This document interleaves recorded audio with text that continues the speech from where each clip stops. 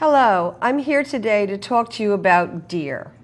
Now, deer have been here for many, many years, long before humans were even in the Hudson Valley area, Westchester, or the earth at all. It's us who have to deal with the deer. I'm here to talk about two subjects that probably will be bothering you. Well, actually three. We drive, we walk, our safety on the roads, our gardens, our homes, our landscape, our investment, and also hunting. Hunting for food banks, to feed our families, restaurants, for venison. So let's talk about a little bit about it all, but before I do, I want to talk to you about who I am. My name is Barbara Hobens Feldt. I'm originally from northern New Jersey, but lived in Manhattan for 18 years.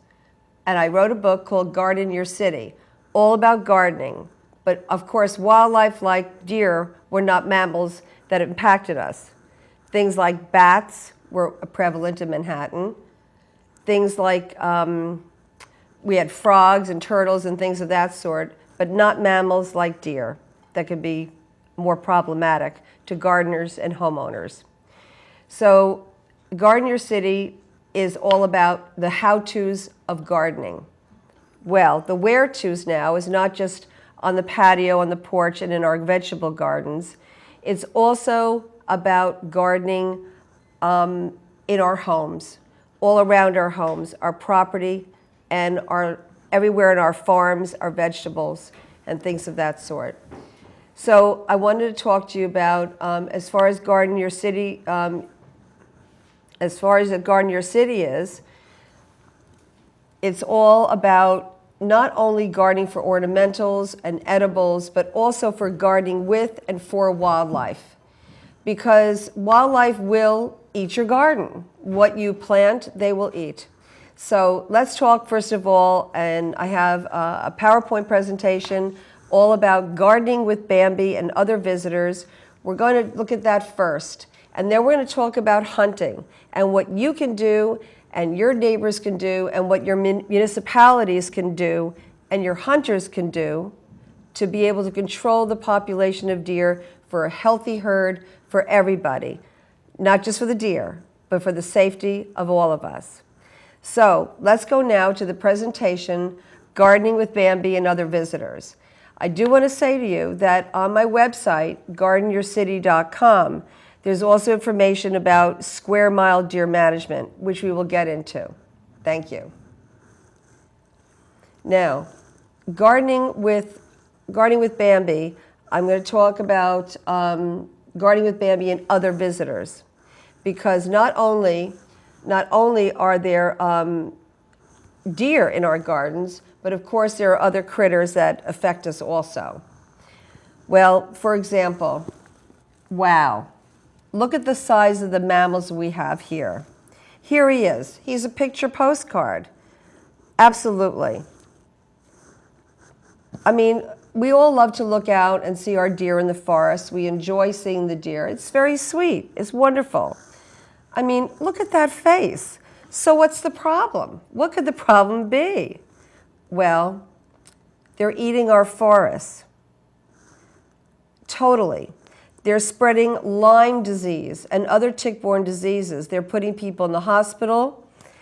And the thing is, they're eating everything. Yes, they're hungry, and we grow yummy things for them. They're eating, as I said, what we want to eat and what we enjoy looking at, and they're eating our flowers, our shrubs, our native plants, even the entire understory of our woodlands. That is the problem. It's all being nibbled away. The deer population in some areas is so crowded that the forest cannot even regenerate itself, and native plant species are being lost. The fact is that deer are herbivores. They're big, you see them, but they only eat plants and only plants, and they need a lot of them. But remember, they were here before we showed up, and deer are said to be the most adaptable animal, not humans. Okay, well, yes, we build roads and we cross their ancient trails, but guess what? They haven't learned how to cross them all the time. We put in roads, they're crossing these trails that they have gone on for centuries. They're taught this is where to cross, this is the area you go to. And I tell you, there are so many fatalities. Between 2003 and 2007, 44 people dead, over 3,000 injuries, over 12,000 vehicle crashes. But this is in the state of Pennsylvania alone. I did this PowerPoint at the Philadelphia Flower Show, and the reason why I did is the year before, I asked at a lecture on gardening, what do you want to hear about? What's interesting? What do you want to hear about? And the resounding answer, we want to hear about deer. Many areas of the entire United States are so overpopulated by two species of large mammals, deer and humans, and our paths cross. The annual estimates are that 350,000 deer fatalities, that's with vehicles, 50,000 collide and survive. These are only reported statistics. Since automakers are likely to continue making cars that are driving over twice the legal speed limit, well, what can we do? Deer whistles tucked in our car radiators can emit sounds that only deer can hear. Some towns here in Westchester report great success from installing lights or sound devices at known deer crossings, but they only activate when cars pass. According to State Farm Insurance, these are just reported stats for cars. This doesn't even include trucks and off-the-road vehicles like ATVs that hit them. Well, in 2006, the deer car collisions cost an estimated 200 human casualties and more than $1.1 billion in damages nationwide. That's a lot of damage. As gardeners, we know the damage that they can do to our areas. We know what kind of soil we have. We know where we get full sun or dappled shade, but we don't pay attention to our deer. We must know our deer. Knowing our deer, knowing your deer, is the way to go. You always say, oh, that deer looks familiar. Well, that deer is familiar. Well, you look for newborn fawns in May and June, but they lack any scent, so they are pretty safe from predators. But remember, their mother hasn't abandoned them. They're not far off, but they are suckled for 4 months. Now check out our unicorn. Look at your deer. All the deer have markings. One might have a scar, one might have rubbed up against a tree or damaged a horn in the antlers in a rut. But this is what, in March or April, the antlers start growing, and they're covered in skin called velvet. They're actually made of bone. They grow until early September, and every year they're shed after the rut. Actually, they're called buck bling as far as I'm concerned. They're like wearing big diamonds on the hands to attract the females. They display their horns to say, look at me, be my man kind of thing. And the breeding starts in October and can last all the way to February. The does are looking for the best male to mate with. After the rut, when the bucks wrestle until one is pushed back, he leaves. The fight for the females is over. Their antlers drop within a few days of each other. So if you want to go out into your woodlands and look for antlers, that's the time to look for them. You don't need to be Dr. Dolittle, but observing helps in understanding your herd. I would like to talk to you about square mile management, because it's only truly in knowing your herd to know if it's overpopulated or not. This is the only thing. It's quite easy. You'll figure out the family groups, you'll recognize the individuals, and you can tell who's who, even by personalities. Well, let's talk about some more facts. Let's consider some facts for some solutions here. What is the range, do you think, of an adult buck's territory? I don't know. Your guess, maybe it's 640 miles. How many acres is that? 640 acres. It's 1 square mile that this buck will walk around and know, okay? That's basically the whole thing. But the young mare yearling leaves the family when the new fawns are born every spring, and they venture to establish a new and overlapping territory. But 1 mile radius isn't a lot. 3 to 5 miles within a lifetime, but if a house goes up or there's a development, there's overlap. What do you think a doe's range could be? These facts hold true in any undisturbed, healthy habitat population. The does, half a mile. When the fawn is born, the doe stays within about a half a mile of where it is born. So there's a lot of animals coming back to where they are. So if you fence in an area, a complete area, that doe is going to be moving and shifting. So white-tailed deer, there's a 10 to 14 year lifespan. If there's a hunted area, a 3-year lifespan. They do range from 100 to 250 pounds. Within a 7-month gestation period, 1 to 3 fawns. Twins are very common, and they do run between 30 miles an hour, and they can leap 10 feet high. They can leap complete. They don't have to run and jump. They just literally leap over fences. And what's ecologically viable is 10 deer per square mile. That's not the situation here in Westchester and Putnam County and Dutchess County. It can be as much as to 25 deer per square mile now. What do they eat? Okay, they have to eat between 5 and 10 pounds a day. That's an adult buck to be healthy. They browse. They eat twigs, vines, buds of woody plants, oak leaves, acorns. They eat weeds and broadleaf flowering plants, fruits, crops, and they eat your garden. They love lilies. They love hosta. They love honeysuckle. But here is something. Don't feed the deer. Don't feed the deer at all. It's not healthy for them. Before the settlers arrived in the 1600s, there were 10 to 15 deer per square mile, and the main predators were wolf, bobcats, and coyotes. Hunters had killed so many deer that by 1895, they were actually scarce. And Pennsylvania released 1,200 white-tailed deer, and they continue to do so from 1906 to 1925 to restore the herd.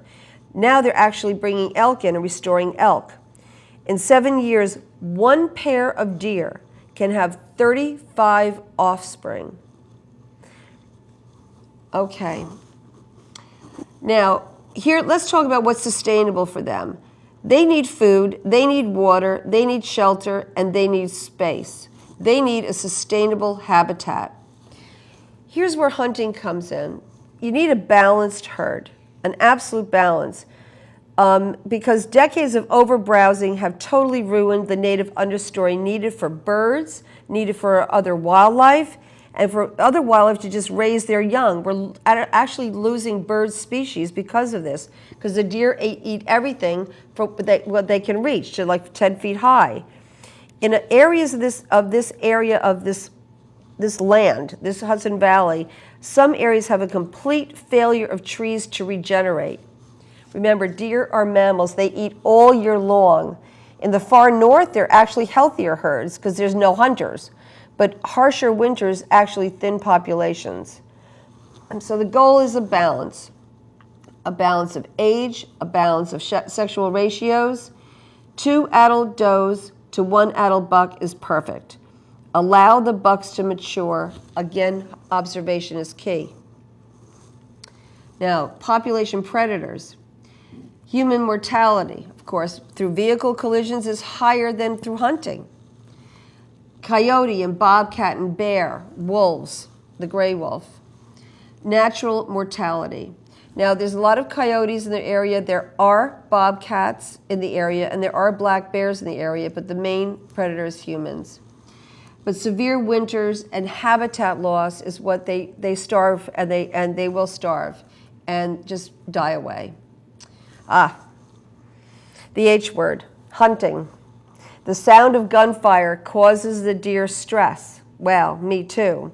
But there's much discussion on how to reduce overpopulated herds. This is where the ethical, moral, and emotional issues all clash on all sides. Lethal and non-lethal. Hunt, no-kill, short, long-term dissolutions. Hunting is big business, okay? And state wildlife folks have, quote, tourism dollars and recreational hunters that don't want the decreased numbers of deer.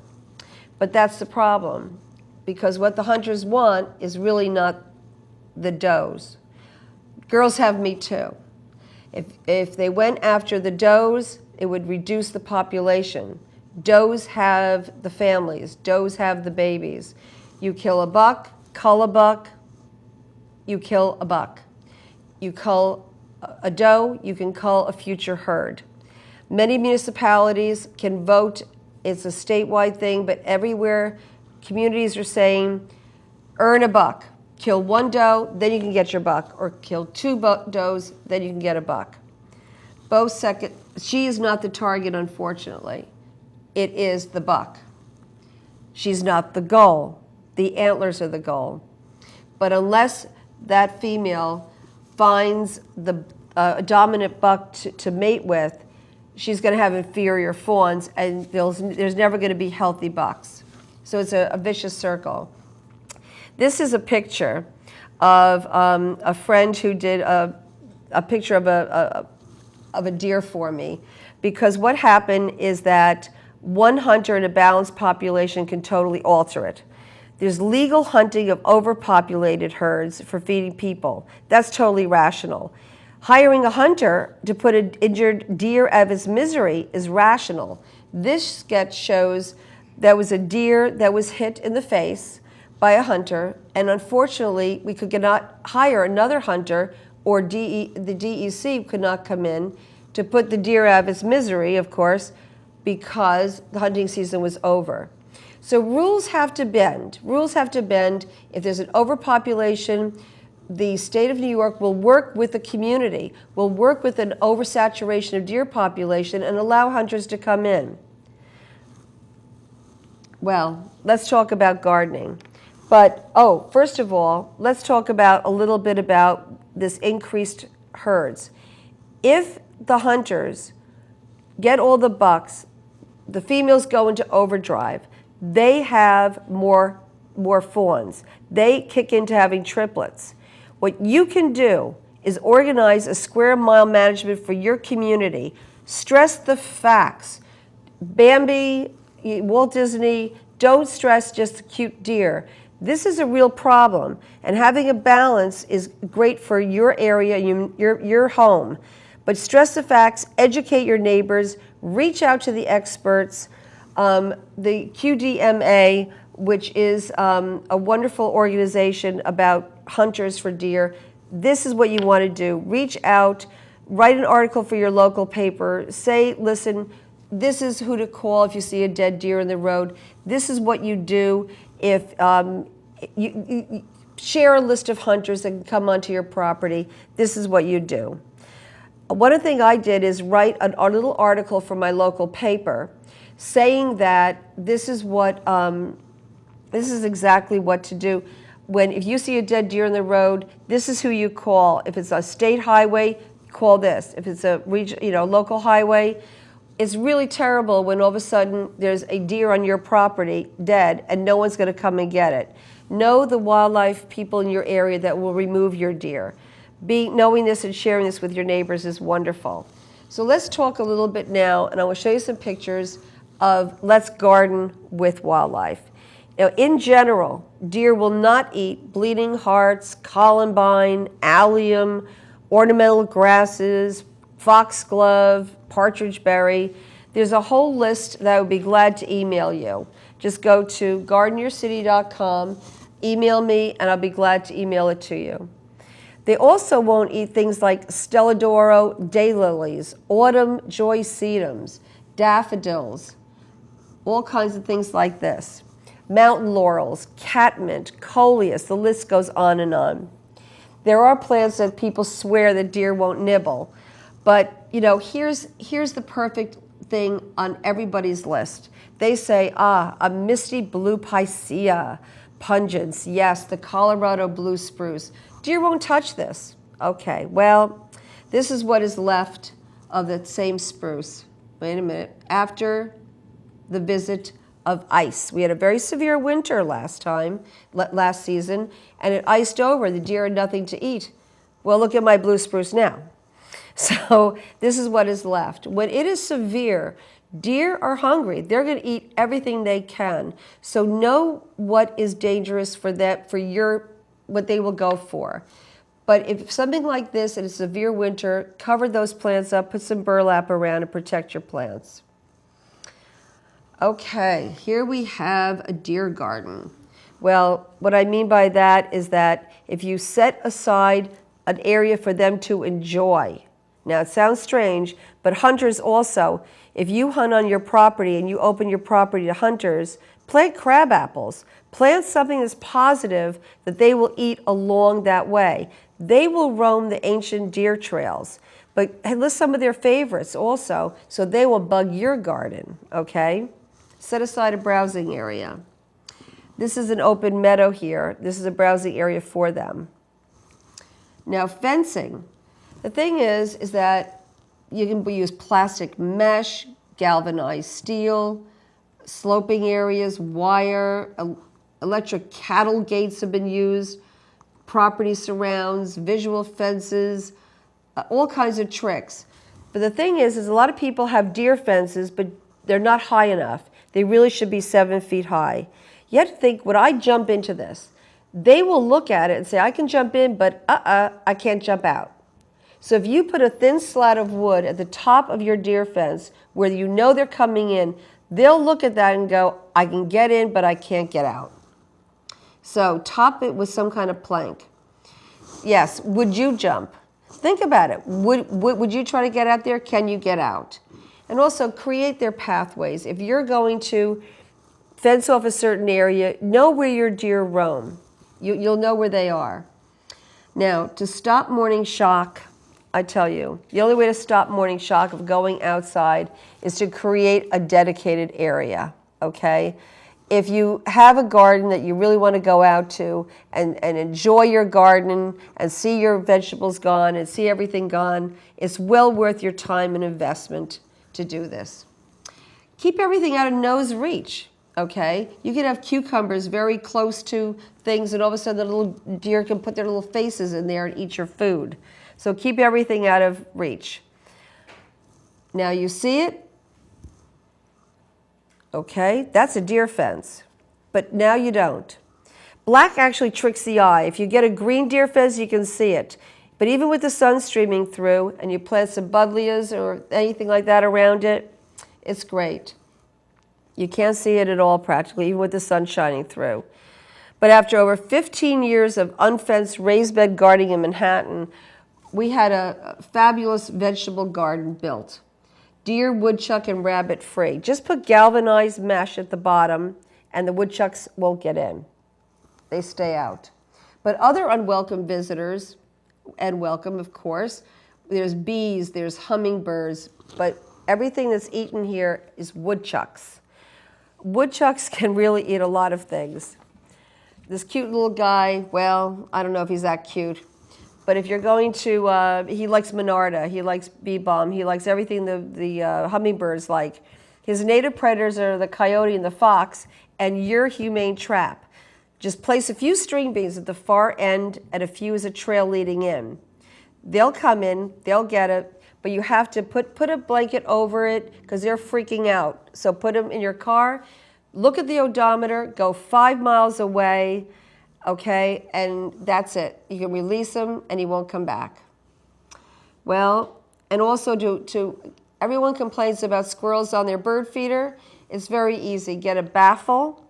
Those squirrels cannot get around that baffle. And there are a little amount of feed at the bottom the deer will get. If you want to feed the cardinals and mourning doves, that's great. Use a tray feeder behind a fence because it will bring too much wildlife. Milkweed and mullins are fabulous. They're great for the monarch butterflies. The native mullins are also great for hummingbirds, downy woodpeckers, everything like that. The pollinators, bees, bats, butterflies, wasps, spiders, and even black rat snakes. This kind of thing, the black rat snakes are positive. They eat any kind of rats and nasty things. But actually, if you have too many frogs, catch your frogs and release them in your pond after that 5-mile ride. Chipmunks and squirrels don't do much damage, so just little holes. But also opossums and skunks, there's all kinds of predators, and even the great horned owls and red-tailed hawks, raccoons, moles, voles. Block them from nesting under porches and decks because they will crawl under there. Other visitors, Cooper hawks, red-tailed hawks, geese, ducks, pileated woodpeckers, they can damage the home. Oh, for damaging pileated woodpeckers, just sound louder than they do, and they'll think you're the dominant male. So they will not stay around your home because they'll figure, uh-oh, there's somebody else here. Now, turkeys. Turkeys are fabulous. They're the most beautiful and powerful pest protection team. Eastern bluebirds, try that for nesting boxes. They're absolutely fabulous for getting rid of all kinds of bugs and grubs in your lawn. The heron, the great white heron, the great blue heron. They're one of our koi, stupidly named Sunset, off to the sunset. But you can cover your pond with mesh, with twall, with fishing lines, so they cannot come down and land. One was actually knocking on our sliding glass door because he saw his reflection. So what it comes down to is let's all get along. Let's try and test what works with our wildlife, what works with our deer. There's regional eating habits. Some rabbits that don't eat salvia or aster in one garden or one area will clear out another. So it all comes down to this. Let's all get along. Once we know their habits and their eating needs and we protect what we want to know, we really can get along. And I just want to say there's a poem that actually faces the polar bears in New York City's Central Park polar bear habitat. And I'm going to read it to you now. To treat each bear as the last bear, each wolf the last, each caribou, each track the last track. Gone spoor, gone scat. There are no more deer trails, no more flyways. Treat each animal as sacred, each minute our last. Ghost hoofs, ghost skulls, death rattles and dry bones. Each bear walking alone in warm night air. That was written by Gary Lawless. But to conclude, we really do share our homes with many native animals, and we need to care about, think about, and live with them because they're here and they impact our lives. Observation, negotiation between all stakeholders, and compassion are all needed. We determine what will happen to them since we are the stewards of their land. Thank you. But the thing is that there seems to be a problem as far as, let me get rid of that. It has to do with a real problem with what works and what doesn't work. There, as I said, there are a lot of people, and now municipalities are putting in zoning laws saying that people cannot cordon off and gate off and fence off their entire property. When they do, an entire herd will shift to another area. It doesn't make sense to block it because then the deer will definitely increase. The herd will increase. There are many people also say, but I love the deer. They're so sweet. They're so wonderful. But the thing is they're not sweet and wonderful if they're starving to death. Having a healthy balance is what matters. If you have a large property, invite responsible hunters. You can say to them, I want you to get 2 does before I allow you to have a buck. Or say, you know what, wait on this buck another year or 2. Let this buck breed. Let's have healthier deer. Let's have healthier deer for everyone and have a healthier herd. That way I can invite you back to the property the next year and the next year. Also, municipalities do have to think about enacting enforcement. Without enforcement, laws don't mean anything. It doesn't make sense. I wanted to say that because to have this healthy, balanced herd, this square mile deer management idea, there's wildlife habitats. The National Wildlife Habitat Association, National Wildlife Association has these wildlife habitats that every homeowner can do, no matter what size property you have. It doesn't matter if you have a park or whatever. To have wildlife, we have it. Let's work with it. Let's work with the natural predators. Let's work with the natural pollinators like our bees. Let's provide milkweed for the monarch butterflies to come. All positive things all work together. The thing is that overpopulated towns really do have to learn on the facts. They have to have maybe talks with not only their people in the town, not only the people with large tracts of land, but also to work with people to let them know. Put articles in your local paper. In the early morning, this is where in the early morning where all of the deer start to move around. Okay, this is where it's all happening. The deer start to move around and they start to cross the street, and they all will start to browse on the roadside because this is where plants can really grow. This is where it all happens. Also at night, okay, in the dusk, the deer do settle down, but you have to be aware when you see one deer on the side of the road, no, there's not just one there, there are many. There are many deer coming. So this is what the whole thing is. What I wanted to talk about also is there is a lot of whitetail reports, on the status of white-tailed deer. Hunters really are trying to work with people and work. Okay, for example, how do I say this? Some people have land that they, as I said, they will not allow hunters to be at. Deer are very smart. They're very adaptable. They know when the hunters are showing up. They actually have had hunters say to me, they actually know when hunting season starts, and they will move from one property to the other. And a lot of people will post their signs, and they can put a little thing called Ask. You can go in the New York State Department of Environmental, DEC, Department of Environmental, DEC, I'm sorry, I apologize, Department of Environmental Conservation, and look that up on the internet. Go to your local library if you don't have a computer, and get on that and see what they're all doing as far as telling people this is what makes sense. There's also what you can do, as I said, put something in your paper of who to call if you see a dead deer. Get a deer whistle, look that up online.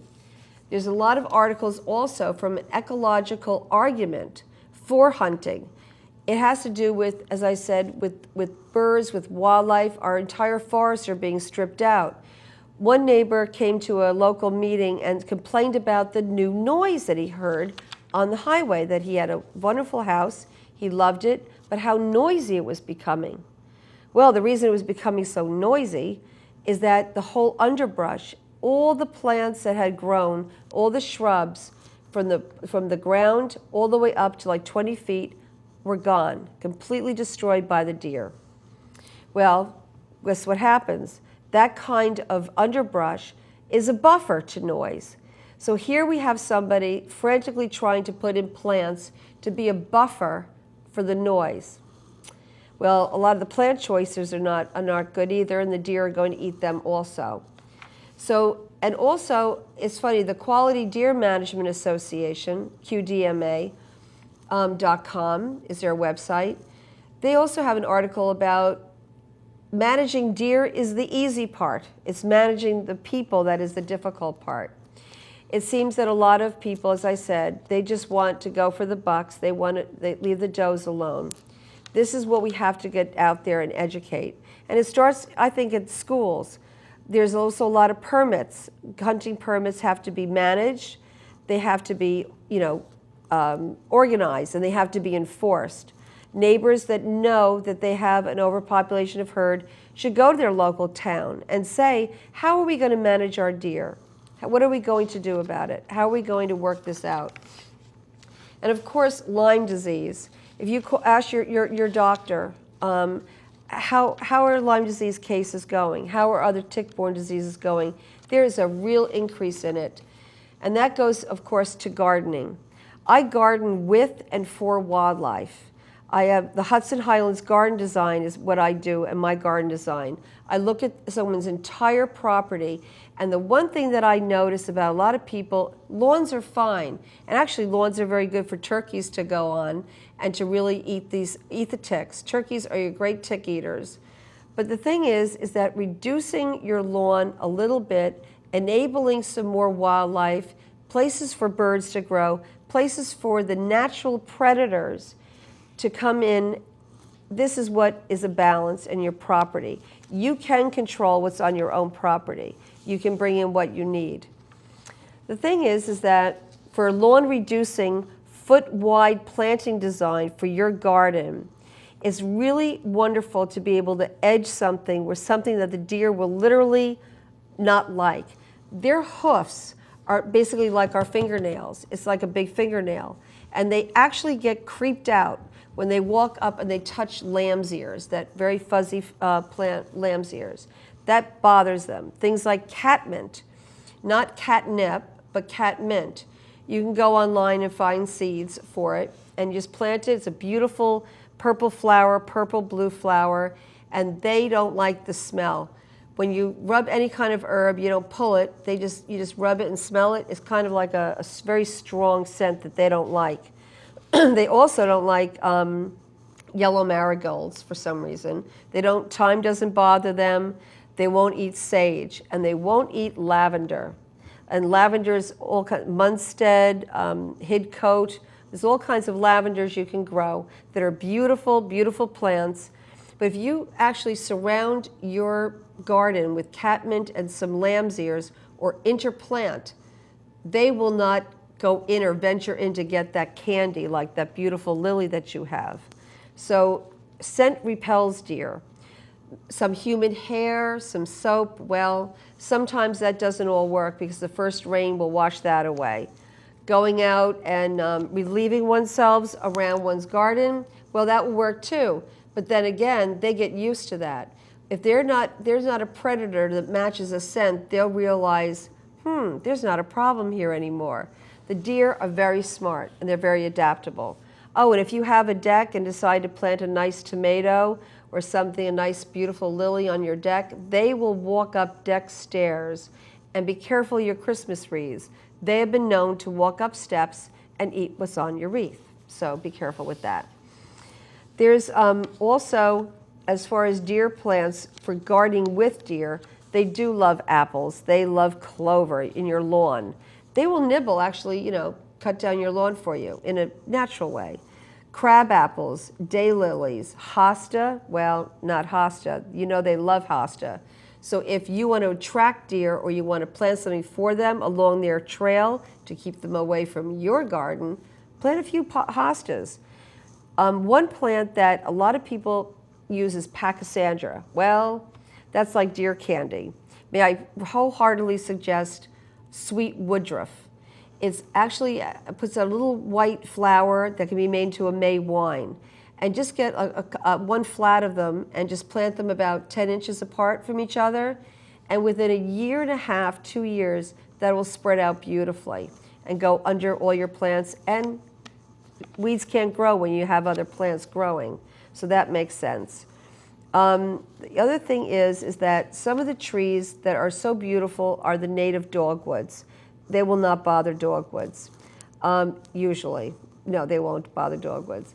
But mugo pines, andromedas, inkberries, viburnums, native plants like bleeding hearts, as I said, that is a beautiful plant that they won't bother. Well, as far as recipes go, I'm going to share a recipe with you as far as going out there and spraying. A lot of people, you can go out and purchase something at your garden supply store and spray with, but is a wonderful one that is Bridget's bowls. What you do is you get some old bowls, you put them out around your garden. You just crack some eggs and just crack some eggs in there and add some vinegar, just any kind of vinegar, and just place in the bowls around your garden. Yes, you have to go out and replace them, but the deer do not like this whatsoever. You can also just put some liquid ivory dish soap. I don't know why it's ivory, but that's a brand name. Or Murphy's oil soap. Shake it in a bottle and spray that. But the thing is that There are so many choices you have, okay, to be able to invite wildlife to your home. It really is wonderful to look outside and see all the diverse wildlife in a healthy, balanced way. And this is what we're looking for. This is what you want to do. The thing is that there's so much deer management reference and research like the QDMA does put out. Something like this is there's tons of information on the internet about what works and what doesn't work. There are some municipalities also that have known to do deer composting. It costs a lot of money for our counties, for our towns, to take deer off the side of our roads. It costs a lot of money to remove the bodies and dispose of the bodies. A lot of municipalities throughout the country are taking the deer and composting. It makes total sense. This way, I mean, the increase is just unbelievable, not just in money, but in the deer population. This is something you people who really care about deer should really sit down, maybe form a committee as part of on your town board. Say, what can we form a little discussion group to talk about what are we going to do about our overpopulation of deer? Should we open it up to bow hunters? Should we open it up to hunters? What can we do when all the deer shift into this one area? Can we coordinate a hunt? A lot of people say, well, let's try birth control. Let's try tagging the deer. Let's try this. A lot of those other ideas are very expensive to do, and they're not really working out. The thing is that venison is a meat. If you eat meat, venison is a very delicious meat. Okay, there's nothing wrong with that. There's also food banks who are wanting for venison, okay, wanting to fill their food banks. Hunters are told this, and a lot of hunters are very responsible, and they will bring a doe and they will donate the food they don't eat. But a lot of people come up and they fill their freezer for the winter with their hunting. It's a balance. There has to be a balance between what is known and what people want and what a community wants.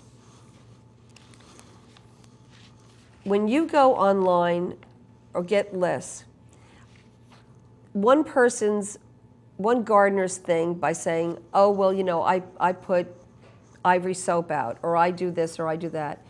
One herd is not the same as the other. They literally do know what is going on. They tell each other, they communicate, let's put it that way. They do communicate with each other about who has a bird feeder, who doesn't. If there's a new bird feeder put out, within 2 weeks, the turkeys know about it, just a little bit that spills. The deer know about it.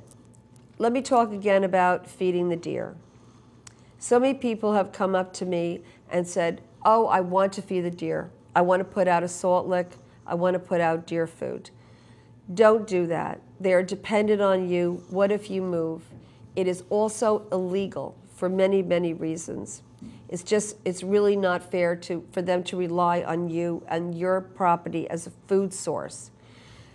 It is not fair for them. They have to survive on what they do. If you want to plant plants that will come back perennials each year for them to nibble on, like a crabapple tree, to help them sustain themselves and stay alive, that's one thing. There's up in the upper Michigan area on the peninsula, they actually allow communities to come out and put out deer food and feed all the deer because everything gets completely iced over. And by icing over, the deer, of course, cannot survive. So this is the whole thing. There's a balance. There's a balance with hunting, there's a balance with your vegetables, and there's a whole balance of municipal law. The need for population management. There's a brochure put out, as I said, by the New York State Department of Environmental Conservation. It's here, but you can, as I said, and I'll say the website again, you just go online and I think it's just dec.gov, and go on there, and they talk about not only the interest we have in deer, whether it's necessary to control deer, The answer to that is now a resounding yes. There are so many problems with it, and so many liability factors also, not only with our cars, but with our properties. There's also things like a landowner's guide for hunting, a landowner's guide for using hunting to control deer. That's the whole thing. There's expectations of not only the reality and the facts of deer population, the sex ratios, but also to come up with solutions. A lot of people are strongly against, this is wildlife, you should not let them do their own thing and let them, it has to be a real balance here going, and knowing the goals of your community and your municipality. The other thing I wanted to talk about is creating a space for you in your garden. So many people say to me, I hate deer, I can't stand them, they eat everything, they're destroying my this and my that. The thing is, I love to garden, and I have vegetables, and I help my clients develop a beautiful, beautiful landscape with what the deer won't eat, using fencing in a proper way. Fencing does not have to be totally ugly. I'm not going to mention brand names here, but it doesn't have to be ugly. It can be attractive. But by literally blocking out, if you have two fences, the deer will walk in between your fenced gardens on their natural deer trail. So there's a balance. You can access your garden, you can have everything you want, but the deer can survive and it can continue. Deer are not going away, and we're not going away. But the thing is, the amount of deer that have come into communities, to downtown areas. I mean, there's always a thing on TV about, oh my goodness, a deer walked into the store, into the supermarket. It's getting worse and worse, and especially with, even with black bear. There has to be a balance. The other thing I want to talk about is the fact that the youth, a lot of the hunters say to me, I have, as I said, my property is posted. I don't want hunting on my property, only because in my area, it's a very balanced situation. When there's an imbalance, I would open up not only my property, but also talk to my neighbors. But 3 miles away, there is such an overpopulation of deer that these are the people that we're trying to get to say, listen, come on in and work with us. A lot of the hunters don't want an overabundance of hunting licenses also. There's a lot of fear factor. No one wants to go out wearing any kind of deer-colored clothes. You can't wear white because it's the white-tailed deer. People are nervous. They don't want to hear gunfire in their community.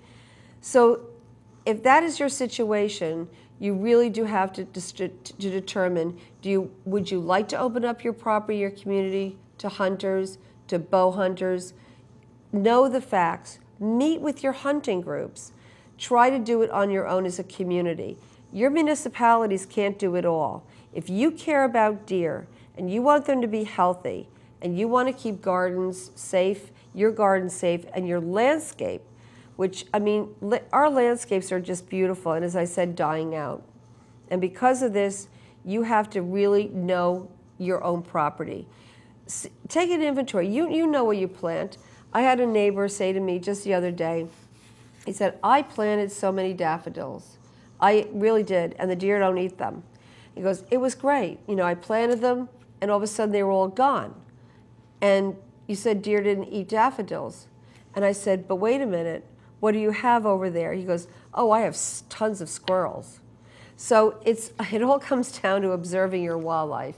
If you have an overabundance of squirrels and you don't have hawks, well, it's all in nature's balance. So this is what you have to do. I really think that everyone, no matter how large or small their property is, think about what you want on your property. What do you want to attract? What do you want to not attract? What kind of plants do you want? Take that kind of inventory And not just inventory of things, but inventory of what you want. Do you want to look out at birds? Where do you want to see the birds? Remember, when you put a feeder out, the birds will destroy or scratch out, the turkeys will scratch out, or the birds, the actual seed, will take care of that lawn and not make it a healthy lawn. So think about all those things, but it's so nice to look out and see our native birds, bluebirds nesting, the broods. And one word I like to talk about also is keeping pesticides off your lawn.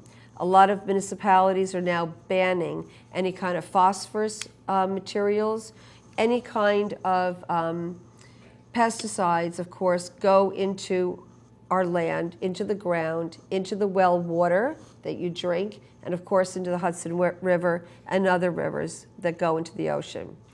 Now, I'm not going to, say you just have to go green on everything. I don't use any pesticides. My lawn is totally green. It looks fabulous with some green clover in it, and I've only used throwing compost around it every fall and spring. The thing is that my lawn is a lot greener than our neighbor's lawn. And I would, of course, would not mention my neighbors, but they did ask me, why do you have bluebirds, Barbara? I don't understand. You have two bluebird houses, 3 broods of 5 and 6 bluebirds each, and their children come over and watch the telescope and see the babies being born. And how do you say to somebody, well, the reason you don't have bluebirds is because when your lawn care service leaves, they put out little flags by your property, by law, and that says pesticides have been put on your lawn. Well, bluebirds eat everything from the lawn, so you can't have it both ways. If you have bluebirds, they will eat all the pests in your lawn. If you put down pesticides, you will kill the bluebirds. So it's a balance. I have not used any kind of the Roundup. Please don't use Roundup. Use vinegar. Or even better yet, if you're having too many weeds, learn how to cover up your weeds, because that stays. Only use Roundup. Please only use Roundup or any product that does something like that, that stays with the soil, that stays with the land. You should never grow anything with that again. It doesn't make any sense to do so. Now, I hate preaching, but I do practice what I preach. And I do know the results of what being organic and not using pesticides does. There is nothing like it to growing a tomato. This year was bad for a lot of people, tomato blight and things like that. But the thing is, there is nothing like it to be able to pick something you've grown by yourself, whether it's just herbs by the kitchen in a container, just to pick it and eat it. The taste is so different. Everyone can garden. It doesn't matter if it is gardening in the city, on a little balcony, or in a street tree bed, or in a park. Or if you have 100 acres of land, 20 acres of land, or 1/8 of an acre. Everyone can grow their own food. It's not even a can do, it's a want to do. It's so wonderful and so special. And isn't it special to know that your property is also helping pollinators, helping the native wildlife, enjoying what's here. This is a beautiful, beautiful area of the country, and we should revel in it. I'm not, even though I use native plants, you don't do all native plants. But see what your neighbors are using. See what the deer don't eat around your neighbors. Talk to your local garden club. Go to your local library. That's such a wonderful resource. And ask questions. You can, people who garden really love to share. They love to share everything there is about gardening and about their wildlife. So do that. Put a little bit of food out, please, for your birds for the winter. They have a hard time making it through because they stay here. So that is the only thing I'm going to ask you to do in the area. Things like the eastern bluebirds, one thing I noticed, it was just yesterday, they have a lot of golf courses and parks. And you can ask your local parks person, your Parks and Recreation Department, in native areas or brush areas to put up some bluebird houses, just little houses like every 15 feet away, to bring back the natural predators to our area. I mean, what is more of a wonderful balance to do that? And along our roadsides, all along our roadsides, not high things, very tall things, but like New York asters you see now in the fall, those purple flowers, the little blue flowers, they're natives and they'll keep coming back. And they're positive, the bees eat them, get the pollen from them. So think about when you're driving down your road, maybe today or tomorrow, just driving down and say, wouldn't it be nice to see some native plants there? There's so many things out there that are just not difficult to do. A lot of people think that gardening is so difficult and enjoying wildlife is so difficult. Truly, just hanging a bird feeder, waiting a little bit and seeing what comes, it's such an enjoyable thing, not just for what they can do for you and for your property as far as eating the bad bugs, but also what they can do for adding to the whole community. Plants that, as you drive down, instead of seeing an eyesore along the roadside or something ugly, to be able to drive by and just see some plants along the roadside, seeing something positive in your community. Community beautification projects are so easy, like street tree plantings. It doesn't matter, we're in the suburbs, we're in the country, but having positive planting wherever you work, wherever you are, it's a wonderful thing and wonderful addition. Remember, you can always add a pot of lavender out there, and the deer will not eat it. And perennials and annuals are both wonderful things to add. I had a nickname of perennial when I was living in Manhattan because I always thought it didn't make sense just to plant an annual all the time. But you know what? It's funny. Perennials do come back year after year, literally for dozens of years. They can keep coming back. But if you add a little bit of like snapdragons to your garden, a little bit of annuals, sometimes they will come back too. But knowing your plants, go to your local places like T-Town, Stonecrop. There's so many wonderful organizations around here willing to show you and share with you as far as what plants work best in your areas. So all I can say is that as far as deer are concerned, they're beautiful animals. It's really a shame because a lot of them are so tame and so sweet. Yes, I do love my deer, but I also do know when to call a hunter and to know your herd and to have healthy wildlife, because that's what it's all about, isn't it? Healthy people and healthy wildlife. There is a balance. The tick that does go on the deer is a very frightening thing to a lot of people, but it is truly something we should be aware of, and we should all garden together and enjoy our homes together. Thank you very much, and enjoy your home and enjoy your community. In closing, I also want to say that if you have any questions, do go to my website, gardenyourcity.com, and I'd be glad to answer any questions you may have about your gardening with wildlife here in this very special area. Generally, it's Zone 6, and to know what plants are wonderful for you. So you can garden with wildlife. We all can get along, and thank you very much for your time and attention, and have a wonderful next gardening season. Now's the time to start planting, and start not planting, but planning for planting for your wildlife and for your home. Thank you very much.